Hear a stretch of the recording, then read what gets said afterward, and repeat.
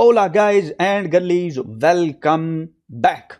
Last lecture के अंदर हमने एक फ्रेमवर्क देखा और वो फ्रेमवर्क कुछ यूं समझ लीजिए हमारे एक एग्जिस्टिंग प्रॉब्लम डेफिनेशन को लेता था और उसका हमें मशीन लर्निंग सोल्यूशन देता है। और ये आइटरेटिव प्रोसेस है, आपने देखा पूरा के पूरा यहां पे प्रोसेस, ठीक है। ये लास्ट लेक्चर में हमने देखा। हाउएवर पॉइंट नंबर 1 जिसके ऊपर हमने कहा कि प्रॉब्लम डेफिनेशन, ये जरूरी है डिफाइन करना कि क्या ये जो प्रॉब्लम मैं सॉल्व कर रहा हूं, क्या ये मशीन लर्निंग प्रॉब्लम है भी सही कि नहीं। ऐसा तो नहीं है कि मैं एक नॉन मशीन लर्निंग प्रॉब्लम को जबरदस्ती मशीन लर्निंग प्रॉब्लम से सॉल्व करने की कोशिश कर रहा हूं। इसकी मिसाल ऐसे ही, आपने वो कहानी सुनी होगी डंकी और फार्मर वाली। एक फार्मर के पास होता है डंकी, वो उसके ऊपर नमक लाद के ना शहर में बेचता होता है। अब वो उसके ऊपर नमक लाता है, नदी में से गुजरता है, वो लगाता है डुबकी, गधा जो होता है वो नमक सारा बह जाता है, फार्मर बेचारे का नुकसान हो जाता है। अब फार्मर उसको सबक सिखाने के लिए उसके ऊपर डबल नमक ला देता है। अब जब डबल नमक लाता है, वो डबल डुबकी लगाता है, डबल नमक बह जाता है, उसका डबल नुकसान हो जाता है। तो मेरे कहने का मकसद यह है कि यह लाजमी नहीं है कि हमेशा मशीन लर्निंग ही आपका मसला हल करे। भाई आप किसी से रास्ता पूछते हैं, आप रास्ता भूल गए, आप कहते हैं यार वो फलाना शॉपिंग मॉल किधर है, वो कहता है लेफ्ट जाओ, राइट जाओ, सीधे जाओ, टर्न राउंड, आपके पास शॉपिंग मॉल होगा। अब जब आपके पास एग्जैक्ट लोकेशन अवेलेबल है, इन सेट ऑफ इंस्ट्रक्शन अवेलेबल है एक डेस्टिनेशन पे रीच करने के लिए, तो फिर आप स्ट्रेट अवे कोड लिख देना, इफ एल्स लिख दें, सीधी सी बात है, वो मसला हल हो जाएगा। Why to bring it to a machine learning. तो आपने एक चीज अपने जहन में रखनी है कि क्या ये एक्चुअली मशीन लर्निंग प्रॉब्लम है भी कि नहीं। और वो कैसे पता चलेगा, अभी हम देखने लगे हैं कि कौन कौन सी हमारे पास मशीन लर्निंग की टाइप्स अवेलेबल हैं और वो कौन कौन से प्रॉब्लम हल करती हैं, क्योंकि ये बहुत ही इंपॉर्टेंट है। तो चलिए, सबसे पहले आपको याद होगा मैंने कहा था कि बेसिकली हमारे पास मशीन लर्निंग की 3 टाइप्स होती हैं। एक होती है supervised, sorry for my bad hand writing, supervised, और एक होती है अनसुपरवाइज्ड, और मैं ये एप्लीकेशन के हवाले से बता रहा हूं। और एक होती है ट्रांसफर, इसकी मैंने पहले शायद जिक्र किया हो, ट्रांसफर नहीं किया तो अब कर रहा हूं, ट्रांसफर लर्निंग, ठीक है। इसको मैं कह देता हूं लर्निंग, ये भी लर्निंग और ये भी लर्निंग, ठीक है। अच्छा, अब जरा आपने गौर करना है, तो 3 किस्म के सॉल्यूशन एग्जिस्ट करते हैं। रीइंफोर्स लर्निंग को मैं जानबूझ के बैक साइड पे डाल रहा हूं, उसकी रीजन ये है कि रीइंफोर्स लर्निंग के जो प्रैक्टिकल एप्लीकेशंस हैं रियल वर्ल्ड के अंदर, जो जॉब के अंदर आप अप्लाई करने लगे हैं, वो बहुत ही लिमिटेड हैं। तो इसलिए हम उसको भी थोड़ा सा बैकलाइन पे रख रहे हैं, जो कि एग्जैक्टली अवेलेबल है ना प्रॉब्लम सॉल्विंग के लिए, हम उन पे फोकस करें। तो सबसे पहले आता है हमारे पास सुपरवाइज लर्निंग। अब हमने देखना यह है कि एक सेट ऑफ अगर हमारे पास प्रॉब्लम है तो हमें पता होना चाहिए कि यार सुपरवाइज लर्निंग कौन सा प्रॉब्लम सॉल्व करती है। अब देखा आपने शुरू में मैंने आपको एग्जांपल दी थी। सुपरवाइज लर्निंग बेसिकली 2 काम करती है। एक सुपरवाइज लर्निंग करती है क्लासिफिकेशन, दूसरा काम जो करती है वो है रीग्रेशन, ठीक है, क्लासिफिकेशन और रिग्रेशन। अब मैंने आपको एक बात और भी बताई थी, मैंने कहा था कि आपको एक तो डेटा लेबल्ड होना चाहिए, पता होना चाहिए कि लेट्स से मेरे पास 10,000 गाड़ियों का डेटा है और 10,000 बाइक्स का डेटा है, ठीक है। तो मैंने मशीन लर्निंग लगा के बाइक्स और गाड़ियों को अलग-अलग करना है, लेबल डेटा है अलग-अलग करना है, या फिर मैंने रिग्रेशन लगानी है कि मैंने एक नंबर प्रिडिक्ट करना है। वो कैसे करना है? फॉर एग्जांपल मेरे पास हाउसिंग की सेल्स का डेटा है कि ये जी ये डेटा पड़ा हुआ है। अब मैंने प्रिडिक्ट करना है कि जी नेक्स्ट पॉइंट हमारा किधर होगा, तो सिंपल वो कर्व डालेगा रिग्रेशन की और कहेगा यार यहां पे होना चाहिए और उससे अगला यहां पे होना चाहिए। सिंपल रिग्रेशन प्रॉब्लम है। आपके पास एक लेबल डेटा है, ठीक है, और आपने प्रिडिक्ट करना है, नो प्रॉब्लम, सीधा सीधा क्लासिफिकेशन इशू है। हाउएवर इमेजिन करें आप एक कंपनी में काम कर रहे हैं और कंपनी आपको एक डेटा देती है और कंपनी कहती है यार ये कुछ नंबर्स हैं इसके अंदर और ये हमें पता नहीं चल रहा कि ये डेटा जो है ये क्या रिप्रेजेंट कर रहा है, ठीक है, तो जरा इसके बारे में बताओ। तो अब क्योंकि आपके पास एक तो लेबल डेटा नहीं है, ठीक है, दूसरा आपके पास एक स्पेसिफिक आउटपुट नहीं है कि क्या निकालना है इसमें से, तो आप क्या करते हैं, आप कहते हैं यार अच्छा, तो क्योंकि मुझे तो पता नहीं है कि इससे क्या आउटपुट लेना है, क्यों ना मैं अनसुपरवाइज लर्निंग से पूछूं, क्योंकि वो है ही अनसुपरवाइज, मुझे सुपरवाइज करने की उसको जरूरत नहीं है। तो वो खुद ब खुद मुझे बताएगी कि यार इसमें कौन कौन से पैटर्न एग्जिस्ट करते हैं, ताकि मैं उन पैटर्न को देख के कुछ फैसला कर सकूं कि यार ये पैटर्न मुझे क्या बता रहा है। इसकी मिसाल आप सीधी सी समझ लीजिए कि Amazon के ऊपर ना क्वार्टर्स होते हैं, तो वो ब्लैक फ्राइडे की सेल लगती है और वो कुछ डिफरेंट किस्म के कस्टमर होते हैं, कुछ स्पोर्ट्स की चीज़ें खरीदते हैं, ठीक है, और कुछ लेट से घर की किचन की चीज़ें खरीदते हैं, ऐसा ही है ना। अब इमेजिन करें कि Amazon के पास कितने कस्टमर्स का डेटा है। अब एक प्रमोशन आई है जिसके अंदर किचन की चीज़ें फरोख्त हो रही हैं, तो अब क्या Amazon सबको किचन की सल सेंड कर दे ईमेल?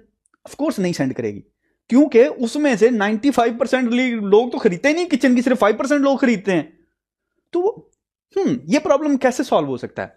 अब Amazon आपको कहेगी यार बात सुनो, तुम्हें डेटा साइंस आती है तो क्यों ना तुम मुझे जरा अनसुपरवाइज लर्निंग लगाओ, क्लस्टरिंग करो डेटा की, और उन लोगों का पैच, उन लोगों का क्लस्टर, उन लोगों का ग्रुप निकाल दो जो इस कैटेगरी में, इस रेंज में हैं या इस प्राइस रेंज में, क्योंकि वो खरीदते रहे हैं, गिरते हैं, फॉल करते हैं। तो आप सीधा सीधा अनसुपरवाइज लर्निंग लगाते हैं, कुछ इस तरह का आपके पास डेटा आ जाता है, ठीक है। और ये देखिए फॉर एग्जांपल ये कुछ यहाँ पे आ गए प्राइस, ये मैं कह देता हूँ ये प्राइस है, और ये लेट से वेट है, ठीक है, वेट है, आइटम का वेट है।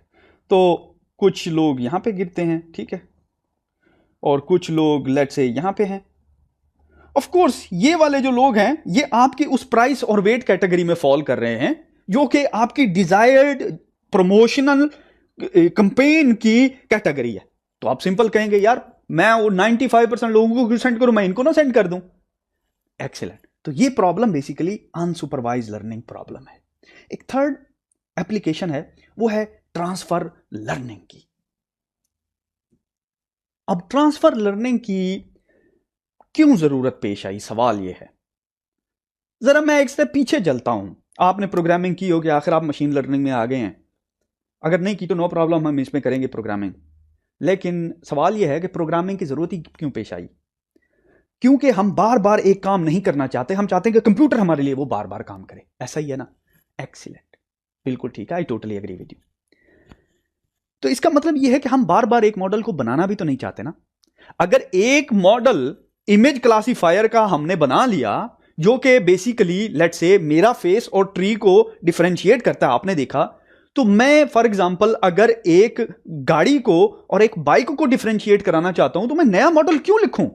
मैं सिंपल उसी मॉडल की लर्निंग को ट्रांसफर क्यों ना कर दूं नए मॉडल में, और कहूं यार बात सुनो, करनी इमेज क्लासिफिकेशन ही है, पहले तुम इस तरह के गोल फीचर को कर रहे थे, इस तरह का खूबसूरत लड़का पहले ढूंढ रहे थे, ठीक है, जो कि मेरे से मिलता जुलता है, लेकिन अब तुमने क्या करना है, अब तुमने बजाय इस तरह की कर्व्स को ढूंढने के, अब तुमने सिंपल एक गाड़ी ढूंढनी है। ये देखिए गाड़ी, इतनी खूबसूरत गाड़ी आपने कभी देखी है? नहीं देखी ना।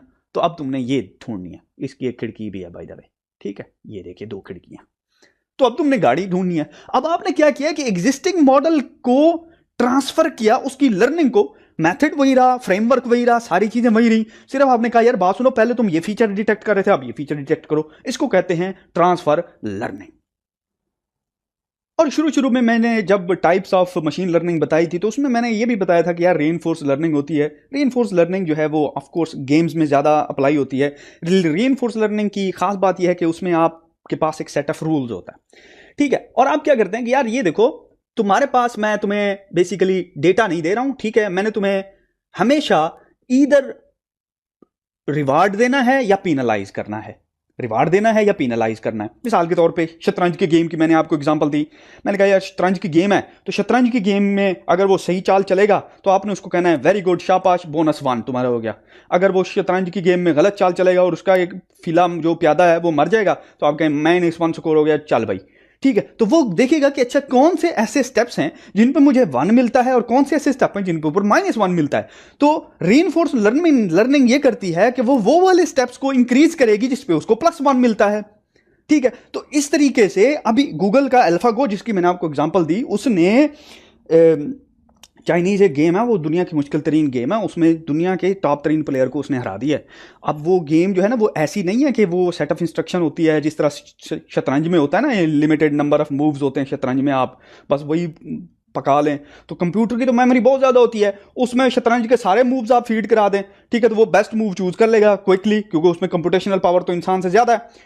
हाउएवर जो चाइनीज गेम है ना उसमें ऐसा नहीं है, उसमें इतने मूव्स हैं जितने इस गैलेक्सी के अंदर सितारे हैं। Can you imagine? अब उसमें जीतना इंट्यूशन के ऊपर है। अब आप देखें कि अल्फा को उसमें जीत गया बंदे से और वो टॉप प्लेयर था, तो वो कैसे जीता? बेसिकली वो रीइंफोर्स लर्निंग की एक बेहतरीन एग्जांपल है। तो चलिए अब मैं इस तरह करता हूं, इसको वाइंड अप करता हूं। मैंने आपको इस लेक्चर के अंदर ये बताया कि देखें हर मसले का हल जो है ना वो मशीन लर्निंग नहीं होता। आपके पास फॉर एग्जांपल आपको पता है कि आपको इनपुट पता है और आपको आउटपुट भी पता है, ठीक है, आउटपुट भी पता है, तो फिर आपको क्या करना है? आपको ये आइडिया होना चाहिए ये भाई सुपरवाइज लर्निंग का प्रॉब्लम है, ठीक है, इसके ऊपर या तो मैं रिग्रेशन लगा सकता हूं, रिग्रेशन, या फिर क्लासिफिकेशन लगा सकता हूं। अब दूसरा सिनेरियो, ये तो पहला था, ठीक है, अब दूसरा सिनेरियो पकड़ते हैं। दूसरा सिनेरियो ये है कि आप कहते हैं यार ठीक है, मुझे not sure of the output, लेकिन मुझे इनपुट का पता है, ठीक है, मेरे पास डेटा मौजूद है, लेकिन मुझे ये पता नहीं है कि मुझे इससे क्या एक्सपेक्ट करना चाहिए। तो ये केस क्लासिकली अनसुपरवाइज लर्निंग है, अनसुपरवाइज्ड लर्निंग, ठीक है। आप सिंपल इसके ऊपर क्लासिफिक क्लस्टरिंग लगाते हैं तो वो आपको डेटा क्लस्टर करके दे देता है। कहता है यार बात सुनो, कुछ डेटा इस तरह पड़ा हुआ है, कुछ डेटा इस रेंज में पड़ा हुआ है, ठीक है, ये कह दें आप वेट है, ये कह दें आप HEIGHT है, हाइट है, ठीक है, मेरी स्पेलिंग में से कीड़े नहीं निकालने बस।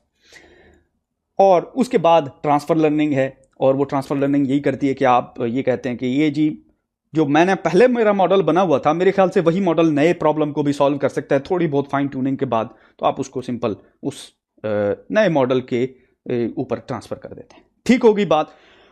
गुड हो गया जी। चलिए इस लेक्चर को करते हैं क्लोज, तो see you in the next one.